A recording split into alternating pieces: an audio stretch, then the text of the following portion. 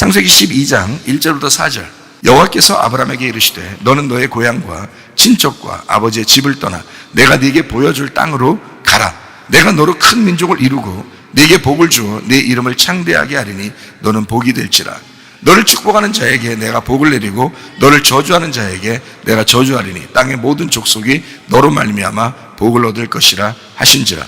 이에 아브라함이 여호와의 말씀을 따라갔고 롯도 그와 함께 갔으며 아브라함이 하란을 떠날 때 75세였더라. 자, 우리 아브라함이라는 사람을 잘 알죠. 노아 아들 셈과 함과 야벳 중에서 셈의 자손이고요. 우리도 셈의 자손입니다. 그러니까 아브라함에게 하나님이 주신 축복은 우리에게도 주시는 축복이에요. 이 아브라함이라고 하는 사람 굉장하고 굉장히 훌륭한 사람이기 때문에 하나님이 축복하시고 그런 게 아니라 하나님이 처음부터 축복한 게 아니에요. 아들 드릴 때까지는 그냥 그렇게 살았어요. 근데 이삭이라는 아들을 하나님 앞에 드리자 하나님께서는 진짜 복을 이제 허락하시는 거죠. 아브라함에게. 그죠? 이 아브라함이라는 사람 축복의 사람인데 우리 히브리서 11장을 한번 보겠어요. 히브리 11장 8절부터 10절까지 말씀. 믿음으로 아브라함은 부르심을 받았을 때에 순종하여 장래 유업으로 받을 땅에 나아갈새 갈 바를 알지 못하고 나아갔으며 믿음으로 그가 이방의 땅에 있는 것 같이 약속의 땅에 거류하여 동일한 약속을 유업으로 함께 받은 이삭 및 야곱과 더불어 장막에 거하였으니 이는 그가 하나님이 계획하시고 지으실 터가 있는 성을 바랐습니다. 이렇게 되어 있습니다. 히브리서는 히브리 11장은 믿음의 장이죠. 믿음의 사람들에 대한 이야기가 쭉 나와 있는 그런 얘기들. 그러니까 에녹이라는 사람이 그랬고 노아라는 사람이 그랬고 아브라함이라는 사람이 그랬다. 그들은 다 예배 성공한 사람이었다. 그 예배 성공하는 사람들은 이런 특징을 가지고 있더라라고 나와 있는 얘기들이에요. 그래서 히브리 11장에도 보고 창세기 12장에도 이렇게 보니까 뭐라고 되냐, 아브라함은 하나님이 지시할 땅으로 갔다는 거예요. 자기 맘대로 간 게 아니고 하나님이 지시할 땅으로 갔는데 어떻게 갔느냐, 갈 바를 알지 못하고 갔대요. 갈 바를 알지 못하고 갔다. 자, 갈 바를 알지 못하고 야 떠나, 니네 본토 친척 아비집을 떠나. 그리고 알지 못하지만 네가 무조건 떠나야 돼. 자, 가야 돼. 그래서 알지 못하는 길로 지금 가고 있는 겁니다. 자, 여러분 같으면 그거 가능할까요? 쉽지 않겠죠. 근데 아브라함은 갈 바를 알지 못하고 갔다고 분명히 성경에 말하고 있습니다. 그 말은 믿음으로 간 거예요. 하나님이 여러분에게 이렇게 예배 시간에 또 이렇게 말씀을 해주시면 여러분이 그 말씀을 듣고 영적인 순종을 여러분이 하고 있는가? 아브라함은 자기에게 어떻게 소리가 들렸는지, 마음속에 그런 게 울렸는지, 꿈속에서 그랬는지, 하여튼 뭔가 하나님의 지시하심 같은 거 있으면, 영적으로 뭔가 있는 것 같으면 무조건 순종합니다. 일단은요. 예. 그래서 갈 바를 알지 못하고도 그냥 떠나가는 거예요. 아브라함은 지시할 땅으로 갔다. 갈 바를 알지 못하고 갔다. 일단 떠나야 됐다. 일단 떠나야 됐다. 자, 떠났다. 뭘까요? 자기 집하고 자기 집에서 떠났어요. 떠났어. 그럼 뭐예요? 네, 분리를 얘기하는 겁니다. 일단 떠나야. 하나님은 야, 거기에 속해 있으면 내가 복을 내려줄 수가 없어. 일단 떠나야 돼. 일단 떠나라고 얘기합니다. 아브라함에게. 어려운 일이었지만 그때 당시에는 참 시족사회이기 때문에 같이 있어야 돼. 위험하니까. 근데 하나님이 지시했으니까 그냥 무작정 떠난 것입니다. 분리를 얘기하는 거예요. 분리를 뭐라고 성경은 얘기하냐면 정결하다, 깨끗하다.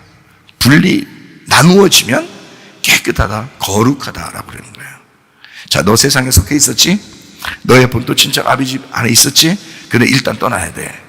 그러면 거룩해야 돼, 분리해야 돼, 정결해야 돼.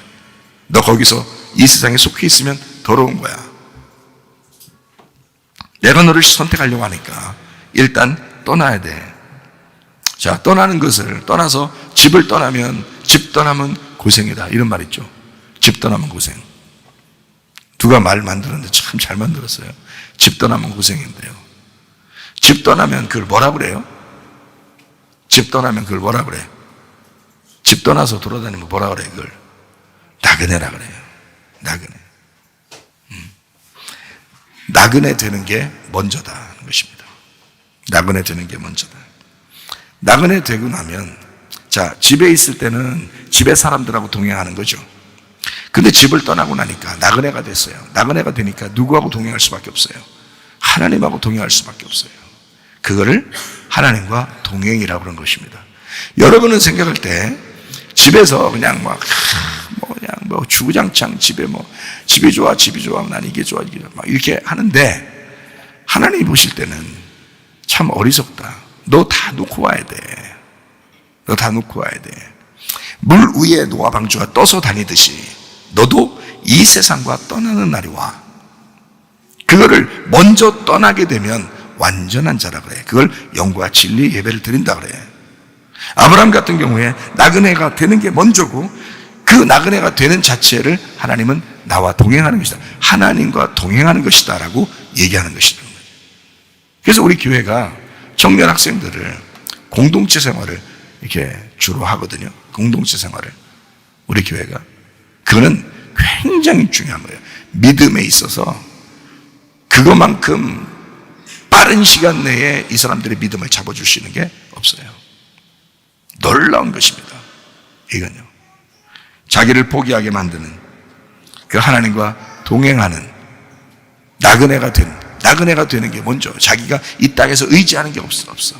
하나님 앞에 의지할 수밖에 없어. 하나님께서 우리를 인도해 주십시오라고 그렇게 기도할 수밖에 없는 나그네 인생, 이거를 영과 진리의 예배라 이렇게 말하는 것입니다. 나그네 인생. 자, 이제 아시겠죠? 에녹이 그랬고요, 노아가 그랬고요, 아브라함이 그랬습니다. 다 분리를 먼저 했죠. 뭔가 나누어짐을 먼저 했습니다. 그것을 하나님은 정결하다, 정결할 때 그걸 예배라 그런다. 그게 안 된 사람은 미안하지만 아직 예배가 아니다. 영과 진리 예배가 아니다. 너 하나님께 속해 있느냐? 너 하나님과 동행하고 있느냐? 하나님을 기쁘시게 하는 자냐? 물어보시겠죠. 생각을 해보시라고요.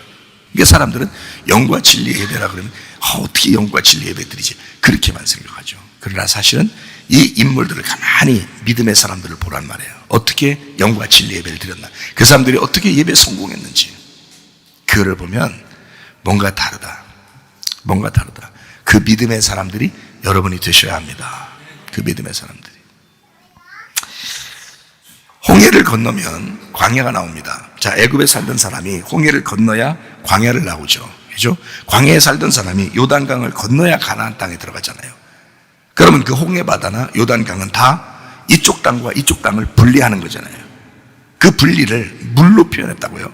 그 물이라는 것이 죽음을 의미하는 심판이라고요. 그러니까 심판을 통해서 건너간다. 심판을 통해서 자, 누굴 심판해야 된다는 거예요? 나를 심판하는 거예요. 침례나 할례를 통해서 나를 심판하고 건너가는 삶. 그 뭐예요? 분리죠.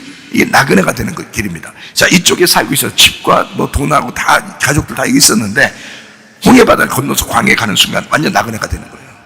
자기 집이 없어요. 생각해 보세요. 그게 나그네라고요. 자, 거기에서 또 이쪽으로 요단강 건너가지고 가나안 땅에 들어가요. 전쟁을 해야 얻을 수 있는 교회. 자기를 죽여야 얻을 수 있는 교회를 주님이 허락하시는 거죠. 그 분리가 뭐냐? 그 분리가 거룩이다. 그 거룩은 나그네가 될 때 거룩한 거다. 그러니까 나그네가 되면 예배 성공하는 것입니다. 아, 내가 나그네인가? 그러니까 저도 가끔 이런 생각을 자주 해요. 이렇게 저한테 좋은 일이 생기면 흥분이 안 돼. 왜냐면 하도 어려운 일들을 많이 겪어보니까 그냥 그래요. 네. 다 놓고 갈 수 있겠어.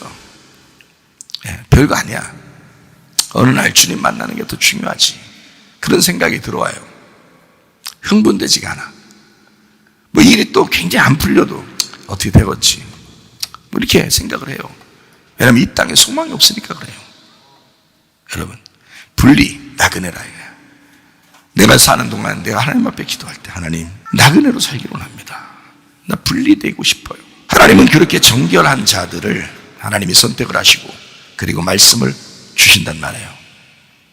분리하는 것 중요합니다. 아브라함이 그랬죠. 노아가 그랬죠. 에녹이 그랬죠. 다 하나님의 사람들은 영과 진리의 예배에 성공한 사람들인데 이 사람들은 먼저 분리가 있었다. 그 안에 분리가 있었다. 진정한 분리가 여러분 안에 있느냐? 그게 잘 안 되면 주님의 선택된 종이 될 수는 없습니다. 여러분, 근데 항상 불안하죠. 죽을 때까지 불안할 것입니다, 여러분. 예배드려도. 그러나 분리가 일어나는 순간부터 자기 마음속에 불안함이 없어져요. 만족합니다. 하나님이 나를 선택하시겠구나. 하나님이 내가 주님과 동행하는 그거 없으면 나는 죽지. 이거죠. 분리, 나그네. 세상에서 교회도 나그네입니다. 나그네들이 모인 거예요. 그래서 교회에서 나그네 되자고 설교하는 거잖아요. 세상에 살자고 설교하는 거예요. 세상에 우리가 속해 있지만 이 세상에서 나그네가 되자고, 거룩하자고, 이 세상에서 분리를 하라고 설교하는 거잖아요. 그게 영과 진리의 예배니까. 그런 분리가 일어나지 않으면 이미 영과 진리의 예배가 아닌 거예요. 그래서 영과 진리의 예배를 드리라는 거야. 그건 먼저 나그네가 될 때 가능하다. 아브라함도 이 땅에 나그네였다. 그 소망이 없었어요. 그가 이 땅의 소망이 아니에요. 그래서 그는 자기 아내를 무덤에다가 집어넣을 때 자기를 죽으면 그 아내가 죽어서 들어간 그 무덤에 막벨라 그래, 나도 넣어달라 그랬고요. 이삭도 자기도 거기다 아버지 엄마에게 있는 그 무덤에 날 넣어달라 그랬고, 야곱도 자기를 거기다 넣어달라 그러고. 그게 뭐냐? 이 땅에서 죽음이 곧 생명의 문임을 깨달았다. 그래서 이 땅에 무덤으로 들어가는 것이, 그 무덤으로 들어가는 이 무덤이 바로 생명에 들어가는 문이었다는 것을 깨달은 거예요. 그게 천국의 문이라는 걸 알았던 겁니다. 그 죽음이라는 것이. 그래서 그 죽음을 두려워하지 않았다. 자기 아내가 있는 곳에 나를 묻어달라. 자기 엄마 아빠가 있는 곳에 나를 묻어달라 라고 하는 것은 그 소망이 거기에 무덤에 있었다. 죽음에 있었다. 그게 진짜 예배니까 그런 거예요. 이 땅에 소망이 있습니까, 여러분? 얼마나요? 얼마나 소망 가지고 살다가 가려고 그러십니까? 늘 불안하고 늘 두렵고 하나님이 날 안 데려가면 어떡하지 하면서. 그거 여러분 순식간에 찾아옵니다. 그러기 전에 나그네가 되시기를 바랍니다. 분리하시기를 바랍니다. 거룩한 인생, 영과 진리의 예배에 성공하는 사람들이 되셔야 합니다.